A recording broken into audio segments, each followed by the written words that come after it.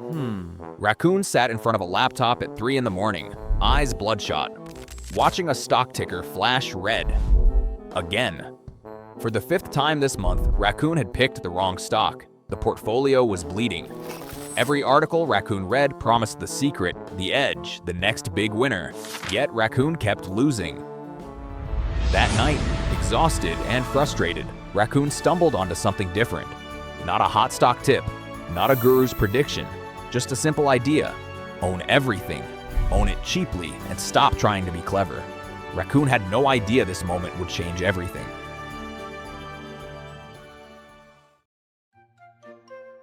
Raccoon used to spend hours every week researching individual companies, reading earnings reports, watching CEO interviews, tracking rumors on forums. It felt smart, it felt active, but the results told a different story. Raccoon's hand-picked portfolio lagged behind a boring benchmark Raccoon barely paid attention to, the S&P 500. That stung. Raccoon had worked so hard, yet a simple basket of 500 large companies just sitting there quietly outperformed every clever move Raccoon made. The problem wasn't effort. The problem was that Raccoon was competing against millions of professional investors with more resources, faster data, and bigger teams. Raccoon was bringing a flashlight to a searchlight fight. Then Raccoon discovered index funds. These weren't exciting. They didn't promise to beat the market. They promised something better, to be the market. An index fund is a fund that owns a whole list of stocks, mimicking an index like the S&P 500 or the total stock market. When Raccoon bought shares of an S&P 500 index fund, Raccoon owned a tiny slice of Apple, Microsoft, Amazon, and 497 other companies all at once.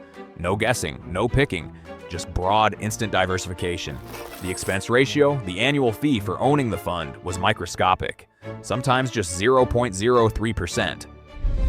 Compare that to the 5% Raccoon used to lose on bad stock picks. Index funds didn't try to be heroes. They just followed the market. And over time, the market went up. Raccoon didn't have to outsmart anyone anymore. Raccoon just had to stay in the game.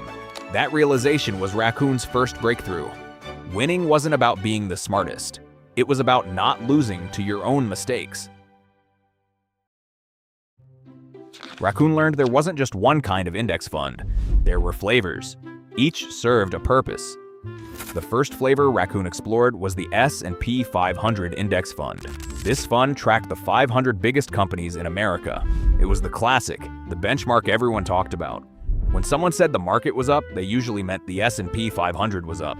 Raccoon found versions from Vanguard, Fidelity, and Schwab. All cheap, all effective. Raccoon picked one and moved on. Then Raccoon discovered total market index funds. These went further. They didn't just own the biggest companies.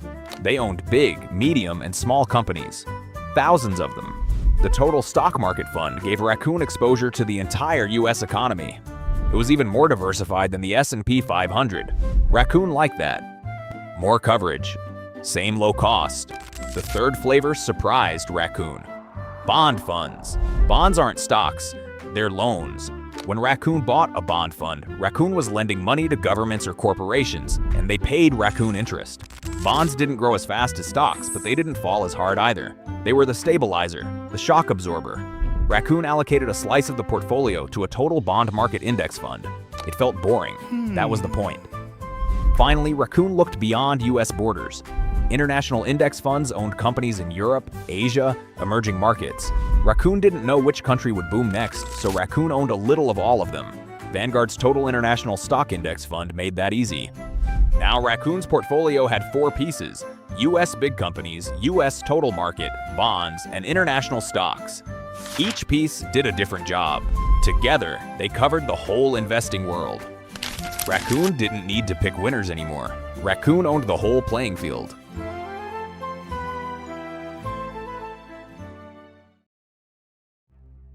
Raccoon used to ignore the fine print. Big mistake. The details mattered more than Raccoon ever imagined. The first number Raccoon learned to watch was the expense ratio. This was the annual fee expressed as a percentage of Raccoon's investment. A fund with a 0.03% expense ratio cost Raccoon $3 per year for every $10,000 invested. A fund with a 1% ratio cost $100. That gap seemed small at first, but Raccoon did the math over 30 years. The cheaper fund left Raccoon with tens of thousands more. Fees were termites. Invisible but destructive.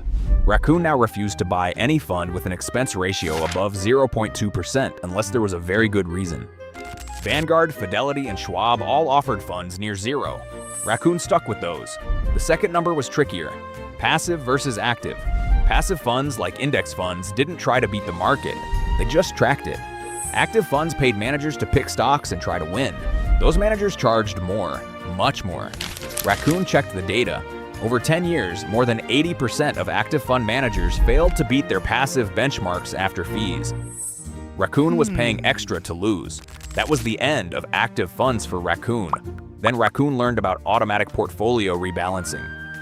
Raccoon had decided on an allocation, 70% stocks, 30% bonds. But markets moved. After a great year for stocks, Raccoon's portfolio drifted to 80% stocks, 20% bonds. That was riskier than Raccoon wanted. Rebalancing meant selling some stocks and buying more bonds to get back to 70-30. Some brokerages did this automatically. Raccoon turned that feature on. Now Raccoon's portfolio stayed balanced without Raccoon lifting a finger. The system enforced discipline Raccoon didn't always have.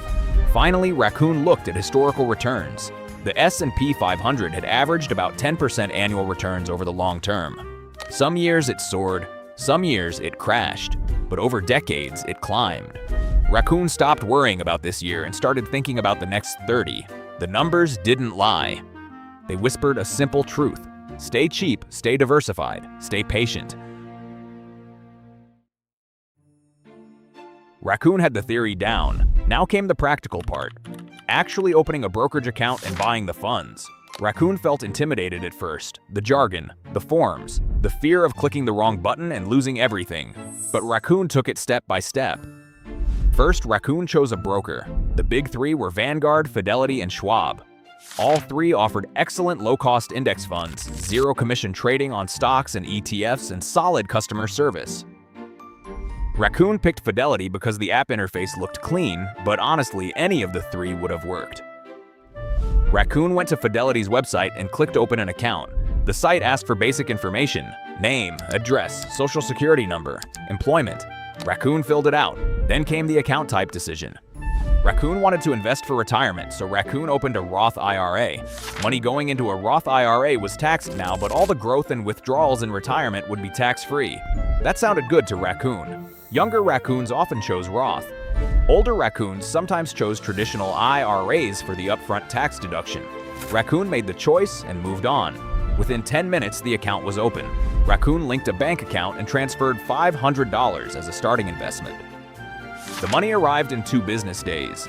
Now Raccoon had cash sitting in the brokerage account, ready to invest. Raccoon searched for a fund, Fidelity Total Market Index Fund, ticker symbol FSKAX, expense ratio 0.015%, basically free. Raccoon entered the amount to invest and clicked buy. Done. Raccoon now owned a slice of the entire US stock market. It felt anticlimactic. No bells, no flashing lights, just a confirmation screen, but that simplicity was the point. Raccoon set up automatic investments. $200 every month straight from Raccoon's paycheck into FSKAX. The system would buy shares automatically, no matter what the market was doing. Raccoon had just automated wealth building. The gate was open, Raccoon had walked through, and it was easier than Raccoon ever expected.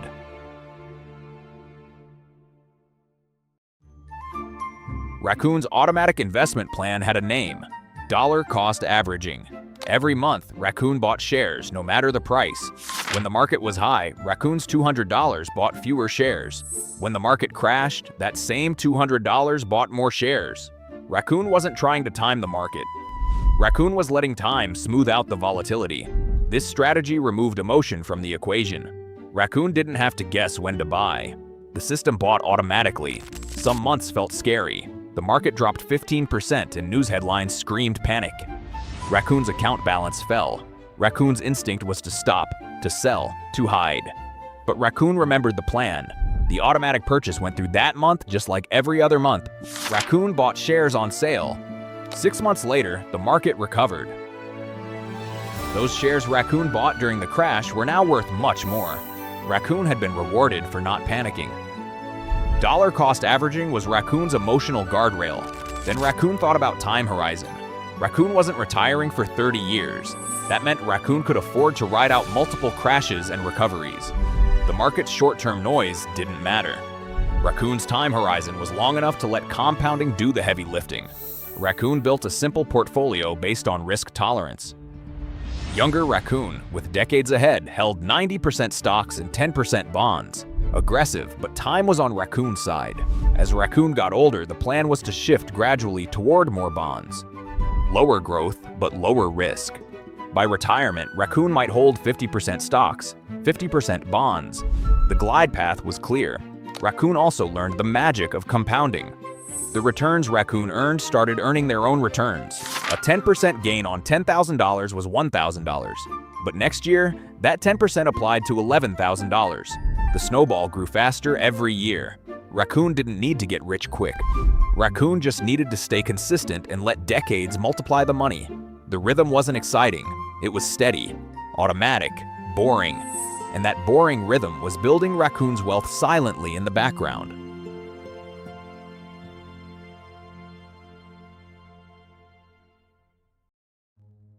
Years passed. Raccoon kept contributing. The market went up, then down, then up again. Raccoon stopped checking the account every day. Once a quarter was enough.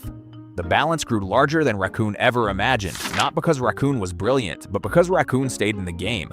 Raccoon's friends were still picking stocks, chasing trends, jumping in and out of the market. They had stories, big wins, bigger losses, lots of stress.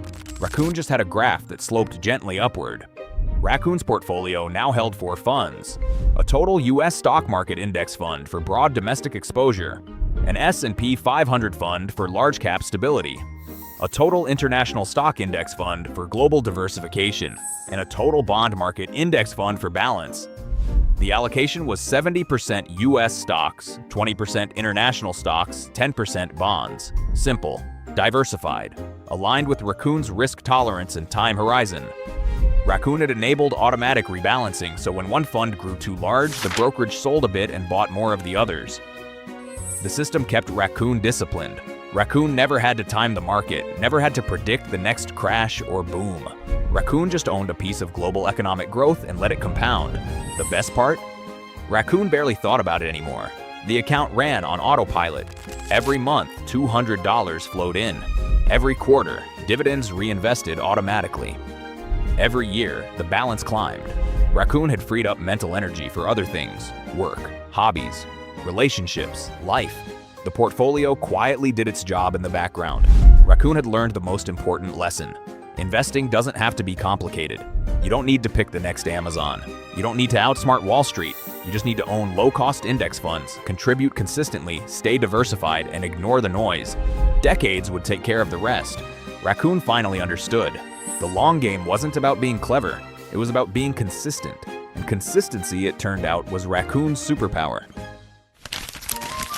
Raccoon's journey from stock-picking stress to index fund serenity took years, but the principles were simple from day one.